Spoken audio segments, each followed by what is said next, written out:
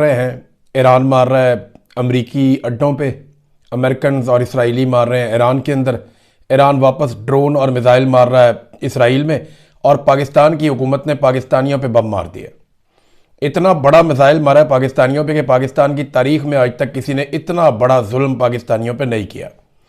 ये जनाब शहबाज शरीफ की हुकूमत है जो अवाम के वोटों से तो आए नहीं, तो अवाम की इनको फिक्र भी नहीं है। इन्हें पता है कि आसिम मुनीर साहब इन्हें पकड़ के लाए इक़्तिदार में और जाली फार्म 47 पे इनको लाकर बैठा दिया। डील ये है कि इन्होंने आसिम मुनीर साहब से इक़्तिदार लिया और बदले में आसिम मुनीर साहब ने इनसे इक़्तिदार लिया, यानी उन्होंने लाके इनको हुकूमत में बैठाया, इन्होंने उनको एक्सटेंशन दी और साथ में उनको इस्तिस्ना भी दे दिया, फील्ड मार्शल भी बना दिया, और अब ये मिलकर अवाम की खाल उतार रहे हैं।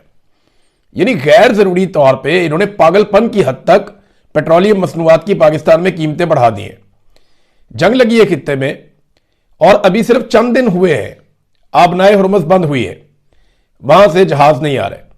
हुकूमत ने दावा किया था कि इनके पास बहुत सारा तेल पड़ा हुआ है, लेकिन इन्होंने जो कीमतें बढ़ा दी हैं वो इस लेवल तक बढ़ा दी कि हुकूमत के अपने हमायती, इनके अपने टाउट्स, इनके अपने दरबारी वो सर पकड़ के बैठ गए। वो ट्वीटें कर करके कह रहे हैं कि यार ये क्या तबाही फेर दी। यानी इस लेवल पे तो किसी ने नहीं किया। इंडिया ने कीमतें क्यों नहीं बढ़ाई? जंग खाली पाकिस्तान के लिए लगी है।